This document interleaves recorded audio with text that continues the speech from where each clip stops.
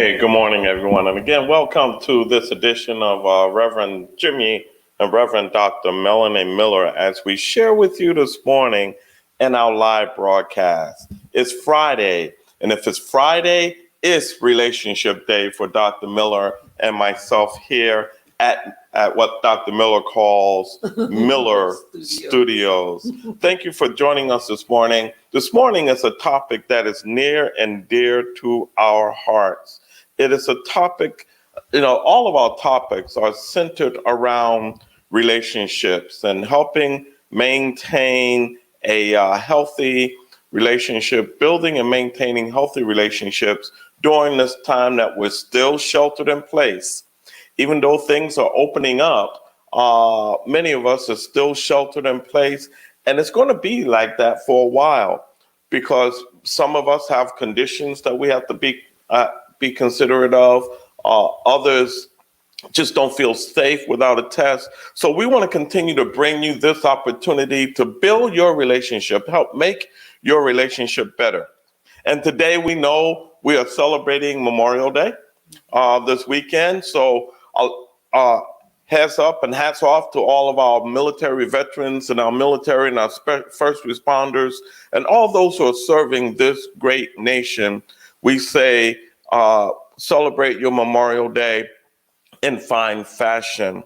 And in that fashion, we want to talk today about building healthy relationships when you're in a long distance relationship.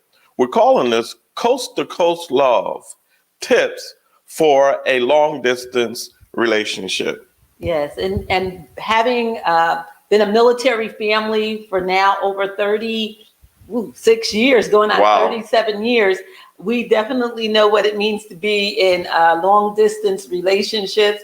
And so we want to come and help to see how we can help you if you're in a long distance relationship or contemplating one, how you might be able to maintain it and help it to stay strong. And we're talking about couples, but you can also use these same tips depending on whatever type of relationship and with your relationship with God. As always, when we talk about relationships, it's always the basis, but it springs forth in all your relationships. I'm telling you, and one of the most critical relationships you have, one of the most important relationships you have is parent-child relationship. Yes. And when a child leaves home, especially to go to college or to go into the military, hey, you better call mom. You better maintain that long distance relationship in the right way with your mom and your dad, especially if you want us to continue to pay for college. So this is not only for relationships that are, husband and wife or boyfriend and girlfriend, but this is also family relationships. As we know, families are not co-located anymore. Mm-hmm. We're kind of spread out. Yes. So to maintain that special relationship with the family, these tips are helpful in that way as well. Mm-hmm. So we're going to get right into the talk, and it's not going to be long this morning. We are live streaming both on Facebook and on Zoom. So if you want to send your comments, we will definitely flash your comments up on our StreamYard platform. It is a great platform, and we thank God for the ability to bring you this study today. Amen. Long distance relationships. One of the things and one of the biggest mistakes that people make about long distance relationships is believing that absence makes the heart grow fonder. Yeah. That, when that person go away and I'm going to miss him or I'm going to miss her, and we're going to fall deeper in love because of that miss. And in the beginning, you do have that, oh, I miss my boo feeling, that feeling of I love him so much and I miss him. I love her so much. I love my child and I miss him, and it just hurts. Well, after a while, that feeling wears off, and that long distance relationship starts to eat at the cohesiveness of that togetherness. Absence doesn't always make the heart grow fonder. And that's because you have not nurtured the relationship. It can grow fonder, but it takes work. And a couple of weeks ago, we talked about the marriage vows, and in there was that keep word that I promised to keep. And so keep, we know, is maintaining. And it means it's just like taking care of your plants, taking care of anything you want to live and to grow. You have to nurture it. You have to put in some work. You have to put in some effort. I have a garden going on. I have to get up in the morning or in the afternoon and spend some time making sure these plants are getting what they need to survive, to grow, and feel important. Absolutely. So in that absence, like Dr. Miller said, nourishment is key. Yes. And in nourishing that relationship, one of the main key ingredients, and I want Dr. Miller to talk to, is communications. Yes, communication is key. We talked a lot last week about communication 101 and communications between couples. But it's important that you maintain open channels with one another to communicate when you're on long distance. And you have to make sure it's a diverse methods of communication, not just relying on text, not just relying on social media platforms, but finding some other opportunities to communicate. One that is very effective and probably is very rare these days is handwritten letters. Handwritten letters or cards mean a ton because they give you an opportunity to write freely. And you can't worry about grammar and you can't worry about those things. But when you're writing, it's like you're writing from your heart and you're able to put out a whole lot more information and feeling into a letter. It's very hard to do in text and it's very hard to do in chat boxes, but you also have Skype, you have WhatsApp, you have FaceTime, you have so many opportunities. And if you're overseas, if your long distance relationship is across border, miles and miles away, you still have great opportunities to nurture that relationship, which includes all the social media and electronic and digital means, but also having those means that mean a card, a postcard. You're going somewhere special, picking up that postcard and making sure that that your person you're in a relationship gets a view of where you are, or that letter, or that birthday card, or just thinking of you card, or that card with that you're reading and it just says exactly what you're feeling, and you take that card and send it to your loved one. Absolutely. And remember, relationships are meant to enhance our quality of life. And communication is key in that enhancement. Yes. Please, when you're in a long distance relationship, in that communication issue, remember there's a time lag factor. Yes. So if you're at midnight and you all of a sudden in New York and you are dating someone in California and you get that feel to call them, just remember that they're at 3 a.m. in the morning. Yes. So they're not going to have the same energy in their deep sleep, and they wake up and not respond the way you expected them to respond. Exactly. Same thing if someone is in Japan, like our family, we have children that are in Japan, and that's a whole time difference. And you have to sit up there and calculate and say, oh, wait a minute, no, they're just getting into bed, or they're just getting up, or they're in the middle of the night. And you may want to communicate, but you have to delay that communication. But there's so much communication, so many communication opportunities like email, etc., that you can go ahead and send that message and it will be waiting for them. And even on your text, you can schedule text. So even if you wake up with that message, schedule it so that it comes out to them at a better time and not in the middle of the night while they may be sleeping and preparing for work or whatever they have the next day. Right. And sometimes relationships people find themselves in long distance relationships because of their professional requirements. Especially if you're a pastor and you get assigned a church in another state, but your significant other has a job that's paying the bills in the state that you're currently in. So sometimes you're thrown into long distance requirements. It might be for a short time, It might be for a longer period of time, 2 or 3 years. Yes. It is important that you talk about how you're going to communicate before you execute that long distance requirement. Talk about the different means. It may require you to train on those tools to help enhance your communications. Yes. Just don't assume that, hey, we're going to have ways of communicating, and you go on that long distance stint and your wife doesn't understand how to get on the computer because, she's not tech savvy. So you have to make sure that you understand and talk about, have a game plan. Yes. In that relationship, and tweak it to as make you it go work. along. And tweak it as you go along. Another very important aspect of long distance relationships is this: don't stop dating. No.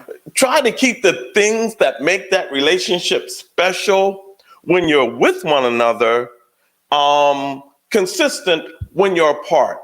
Yes. Find a way to keep date night. Keep the time. Look at might have to compromise a little bit, but keep that date time. Make sure that you set time for quality time in that date night and make it special. Special for you two.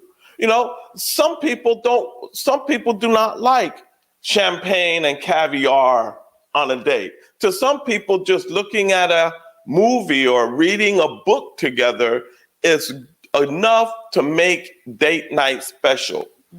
Whatever that is, try to keep that consistent even in your long distance relationship. Yes. And finding creative things to do while you're on this long distance relationship, doing the same things at the same time, reading the same book at the same time, watching the same movie at the same time, exercising at the same time. Because most times there are some times of the day that both of you are awake. One might be early and one might be in the evening, but you can still do those types of things together where you can find commonalities that you're doing the exact same thing at the exact same time, and you're able to share and have set up that small table with your special dinner, and you're both having dinner together with that live feed going on, so that you're able to enjoy a meal together that the both of you cooked at the exact same time. Now you're sitting and enjoying it. Right, and I know, and we're going to keep this somewhat on a level, but also the time to share the intimacy moments with one another. Make sure that you take that time to feel intimacy. And I'm not talking about the touch intimacy. I'm talking about that sharing intimacy. As you go through the relationship attachment model, know, trust, rely, commit, and intimacy, that model still must stay in place in long distance. So find that time for that sharing of special moments with your special boo.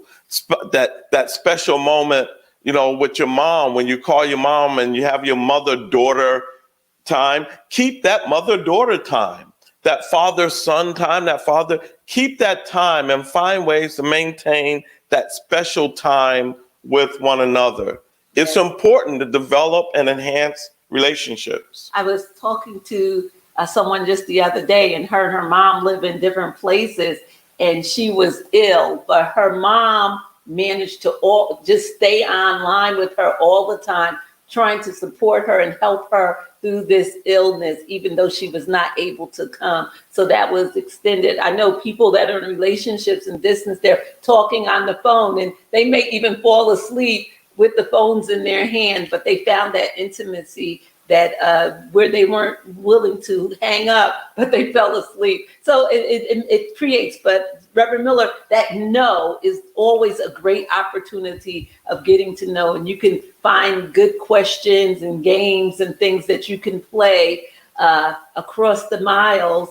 There's tons of games that are great out there that you can use for these long distance relationships. Right. And remember this, in long distance relationships, if your relationship is struggling being together, it's going to struggle even more when you're apart. Yeah. So you have to work at those things to make the relationship stronger and finding time to date, to get to know that individual. And it's a great time too, if you have some issues that you've been trying to work with, because some of my recommendations in couples communication, that sometimes we're always trying to have that face-to-face discussion where we're trying to resolve these issues. Sometimes that is not effective because body language, facial expressions get in the way. And so long distance relationships, you're determined that you're going to keep this relationship, but this is a great time also to help you to try to resolve these issues because you have ample time to communicate, and you can do it through writing, you could do it through the phone, or you could do it through text or whatever. But then it pulls away some of that body language and things that may have been interfering, or even people interfering, because now you have that isolated communication between the two of you. Absolutely. Another situation where people find themselves in long distance relationships, especially for younger people, when they're off to college and you go to separate colleges. Oftentimes those relationships don't last, and this is why. They don't last because that relationship has not been nurtured. It has not been given enough time to grow and develop. New relationships, when they get into long distance relationships, oftentimes struggle because that relationship hasn't had a time to nourish and grow into itself.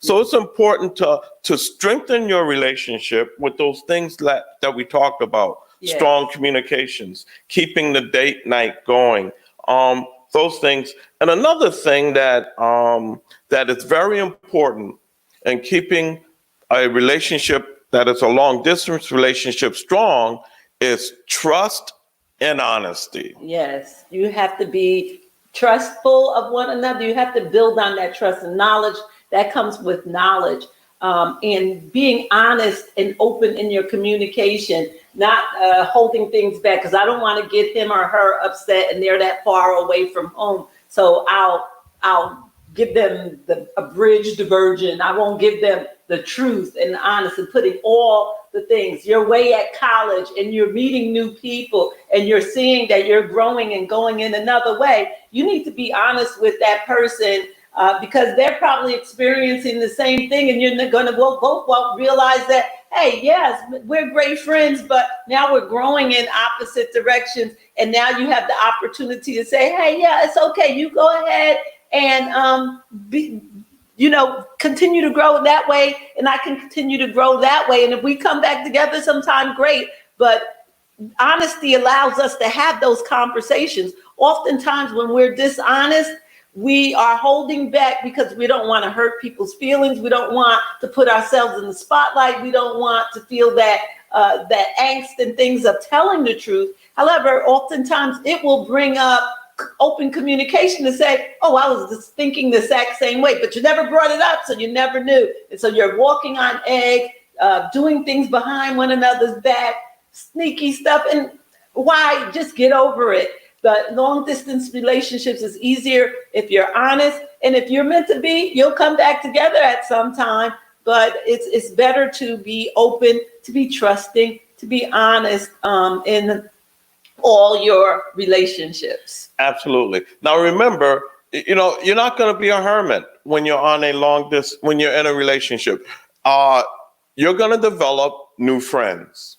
You're going to experience new things that you're doing by yourself, things that you're doing with your new friends.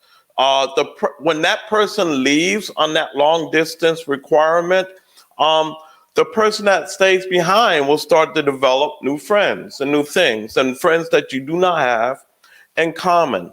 It is extremely important that you set the ground rules, know the expectations early. Yep. Understand that your responsibility is to your significant other, that nothing shall separate you from your love, including all new friends. And if you see that starting to happen, that's when it is important to be honest and upright and forthright with your wife, with your husband, with your mother, with your father, saying, hey,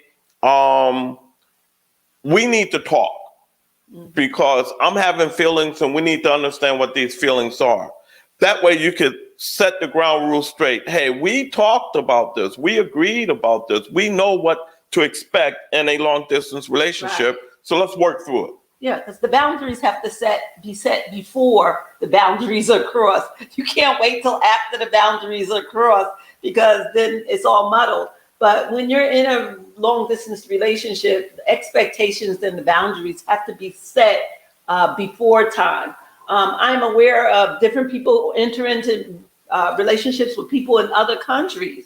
And if they're not a citizen, but they desire to become a citizen, you have to set those expectations and boundaries that, hey, I'm not entering in this relationship to be the person to help you get your citizen. I'm looking for a relationship. So it includes setting those expectations, setting those boundaries, and setting goals for the relationship. And goals are things that have to be measurable. You have to have time on them, and you have to see if you're achieving them by the time that's expected of it. But people think, oh, that's too much to think about going in a relationship. But oftentimes that's why a lot of relationships have problems, because there were never any boundaries established. And if you don't, okay, you're out there, yeah, just do you.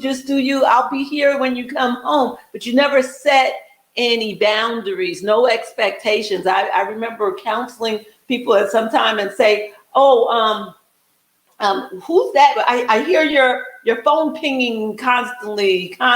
Someone texting you? Yeah, and you find out who's texting you, and like, well, they shouldn't be texting you while we're together.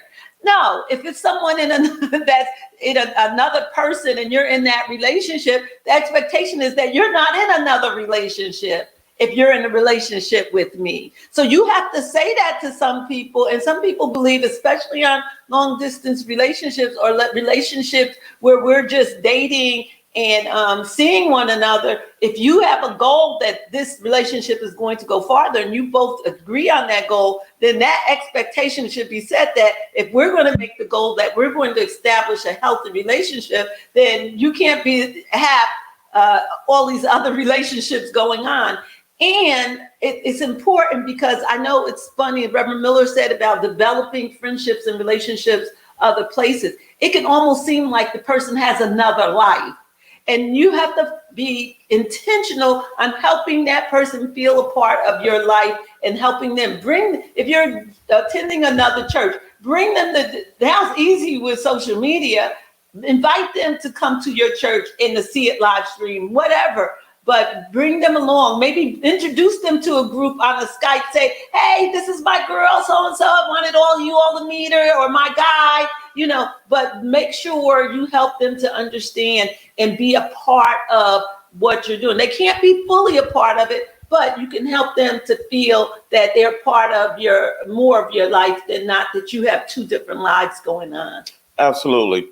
Openness and honesty and trust are key elements in helping a long distance relationship nourish and grow such that it enhances your quality of life. We know someone very close to us is dating someone in another country.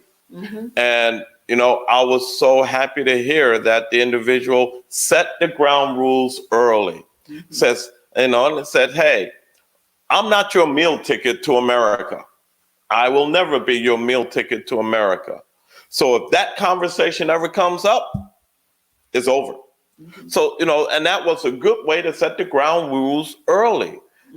Continue to get to know one another, continue to learn how to trust one another.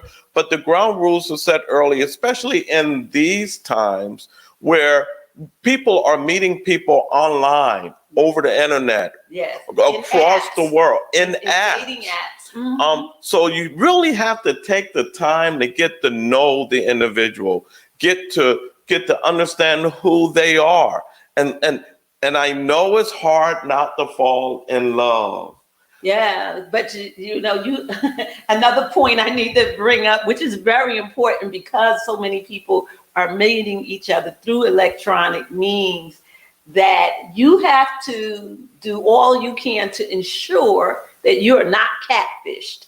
And everybody may not be familiar with the term catfished, but it means if you're meeting someone on electronic medium and they say they're this, and you're in this relationship, but you never get to see them visually, you never, there's no connection, and then things just don't seem to jive. And when you have opportunities to meet, things aren't working out because it's always like there's an excuse. And so you have to do all you can to check, because like my dream, she's dating someone. I am world's number one. We're going to find that person. We'll find them. I will find that person. I feel like I'm a CIA operative when I'm trying to find out who my daughter, but that's because I want to ensure that she's safe and that the person that is who they say they are. So I will do that. I do that, I don't do that professionally. I don't do it for everybody. So don't call me. I won't be doing it. But you have to ensure that you are not being taken advantage of, and help people to understand. Just be yourself. Just be who you say you are. And there is always someone out there that's going to love you for who you are. Amen. That's right. And so long distance relationships are possible. Yes. If you work with them, if you give it time to nourish, if you make sure that you apply the basic principles of enhancing your relationship. Yes. Now, here's something that's very interesting. You could be in a long distance relationship and the person that you live with in the house. Yes. Sleeping in different rooms, not talking to one another, only communicating via text. That's a long distance relationship. Yes. And, when you're not interacting on a personal level with one another, if you're not communicating, that relationship is taking up the characteristics of a long distance relationship, and you have to start treating it as if it was a long distance relationship. Not that the relationship is over, just that you have to nourish it in different ways. That's right. For some people, that's absolutely fine. We're not here to judge the type of relationship that you're in and what you choose to do within your relationship. The key is to relationships that whatever relationship you're in, it should enhance your quality of life. That's right. Relationships are not meant to be stressful and nasty and argumentative all the time. You should have fun in your relationship. That's the goal, to have fun. Getting to know one another can be a fun opportunity, even if you're in the same house. So you have to take time to say, okay, how can I make this relationship right? Because I'm a true romantic. I believe that every relationship, no matter how bad it gets, can be made better.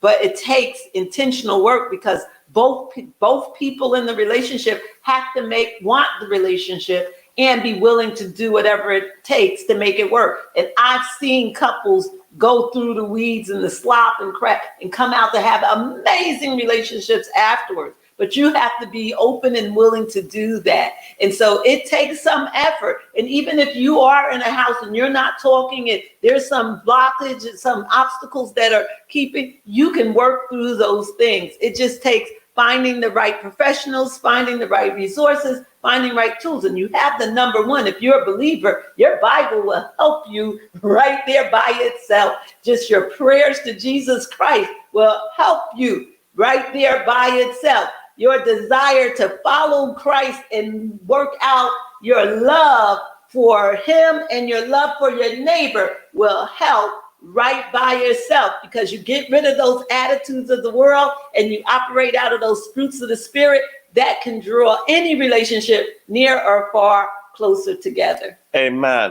The last couple of things I want to talk about in long distance relationships. One of the things I want to cover is how to bring the relationship back, how to bring the people back together. Mm-hmm. Military members are famous for knowing how to handle long distance relationships and how to cultivate that relationship when they come back together. Ideally, my wife is looking at me. Yeah, ideally. Let me preface that. The military has professionals that work with military personnel, and she's one of them, to help them to hopefully come back and reconnect with their families when they've been separated for long periods of time. So they do things with the members that are home and those that are deployed separately before they come back to hopefully help them to reconnect together. And for most of them, it works very well. However, there are some times when it does not, because again, you have to be willing to do, and there's some other issues and underlying things that impact that. You've been away for saving up all this money, come back and the spouse has spent it all. You got more than a marriage issue, but that's because lack of knowledge, you see. So, but I'm sorry, Reverend. No, that's absolutely right. So some of the things to think about is that as you're bringing the relationship back together, it's understand that you're not coming back to the same place. Right. That your wife has been handling, your husband has been handling the house while you are gone. They're just not going to turn everything over to you. Yes. Or they might not even be able to share those things that they've been handling with you right off the bat. Right. So you have to kind of allow yourself to get acclimated back into the family, yes. especially if you have children. Yes. You know, I had children while I was in the military, but I didn't travel much when the boys were younger. Mm-hmm. But my daughter experienced my deployments when she was young. Yeah. So when I left her for the first time and came back to her after a 6-month deployment, she did not like me very well. You left me, Dad, for 6 months. So you have to understand that you're not coming back to the same place. You have to allow that relationship to get to know one another again. That's why the relationship attachment model is so good. Know, trust, rely, commit, and then the intimacy. Allow that to take place when you come back together. So you learn each other, just as when you're apart, you learn each other's schedules and how they do things. But when you come together, it's also about, okay, because you may decide, which is an exciting thing to do for a long distance relationship, is either visit one another or even meet in the middle. You're one in California, one in Virginia, meet somewhere in the middle and have a wonderful date. But you still have to have some ideal of how each other lives. And so when the other one comes back home, you have that routine. You have to be able to work and not say, well, they just don't need me anymore. No, it's nothing about not needing you anymore. It's just you've been away, and this is how we make things work. And you just have to come in and take a piece of it and start working it, and that's all. You know, when you're churning, when you're making chocolate chip cookies, you keep stirring the batter. And even if you add something in, you don't stop stirring. You have to keep stirring for it to get to the point where you're ready to make the cookies. That's the same thing. A person comes in, you just got to get in there. Sometimes you'll fall on over the side, but you flop back in, and then after a while, you're in the schedule. You are on the you're the driver of the kids. You are the one cooking dinner. You are the one doing it all. And you're making it work. And you're making it work. Mm-hmm. So it's important to know how to come back together. Churches, you are in a long distance relationship from one another as we speak. Members will be coming back together in churches all over the nation. Yes. Don't expect your church to be the same when you go back to worship in your sanctuary. Yes. Don't expect your members to be the same. No. Or your pastor. One of the things that is very important to understand that a relationship suffers traumatically when it is separated, pulled apart. And the more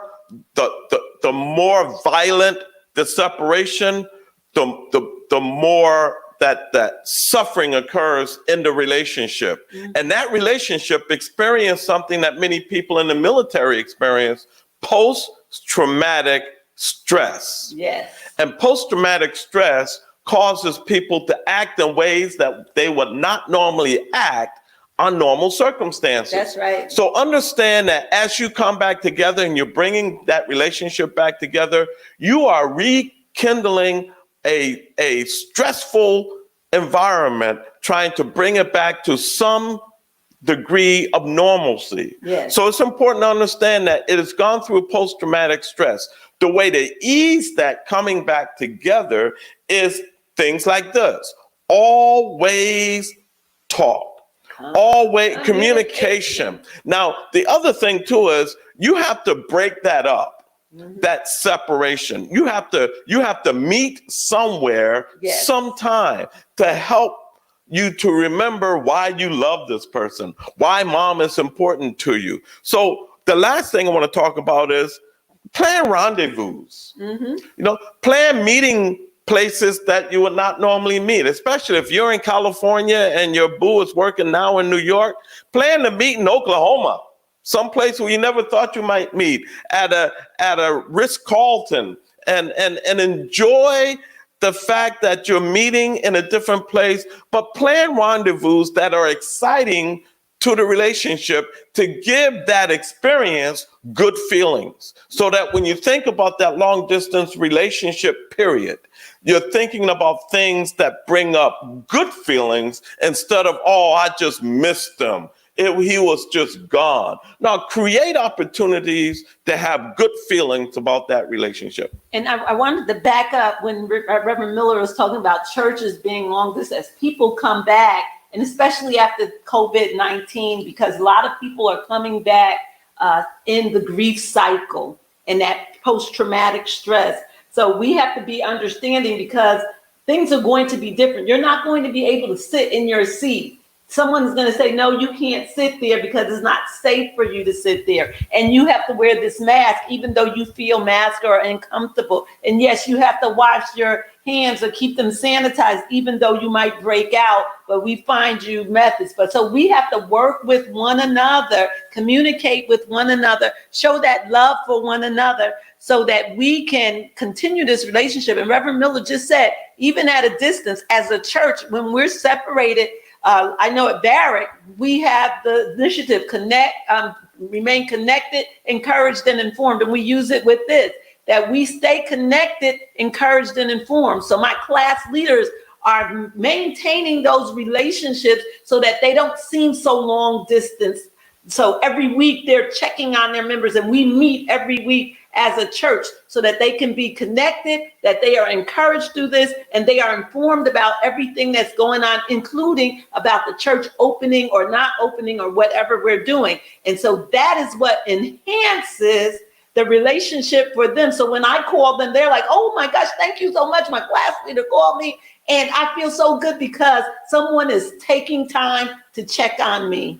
And so it's very important. So that connection, those rendezvous you might have with your church via Zoom or Facebook Live or conference call, even free conference call. Get everybody on the line and let's just talk. And sometimes they just want to hear one another's voice or see one another's face. And most of our members are on Zoom. So on Fridays, everybody's like, oh, there goes Miss So-and-so there, because they haven't seen one another. So now they've gotten that long distance relationship, and now they have the opportunity to spend some time together to fellowship and strengthen that relationship. Amen.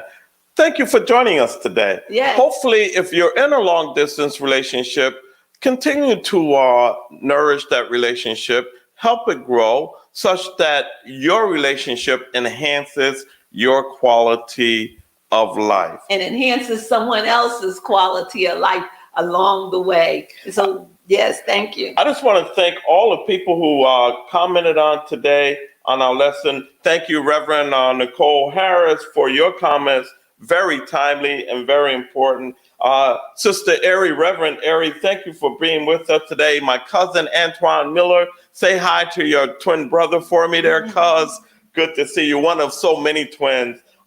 Mrs. Council, thank you for joining us. We miss your husband. I know you miss him too, but we miss Detective Council so much, and we thank you for being on the line. So many others, Miss Mackle and Mr. Gillespie, Mr. Willis Lake, Mr. Gregory, so many. Thank you. A number, because I have several on my watch party, including Cynthia Davis King, who has joined us, and so many people who have made comments. We just thank you for being with us, and we pray that you'll continue to join us as we continue every Friday at 11, going live and talking about and discussing, having those conversations about building and maintaining healthy relationships. Now, today we're wearing our matching T-shirts. Again, now they're not the same color, so you have to read the words on it if you can see it. This weekend is Memorial Day weekend. Mine is more important. Yours is more important. That's right. My T-shirt says Navy husband, proud Navy husband, because my wife is still in the Navy. She's a Navy chaplain, reserve chaplain. So we thank her for her service. He was asking me, where's my proud Navy wife shirt? Well, when he was in the Navy, it was at a time that when I wanted that shirt, he said, if the Navy wanted you to have a T-shirt, they would have put it in my sea bag. So I do not have a proud Navy white T-shirt. But she does have on her Navy, sporting Navy. To all of my our service brothers and sisters out there, Army, Navy, Air Force, Marine, Coast Guard, National Guard, National Defense, all of our first responders, special responders, medical, to those who keep our nation safe. We say, have a blessed Memorial Day. This day is to remember those who have sacrificed the ultimate sacrifice in protecting our way of life.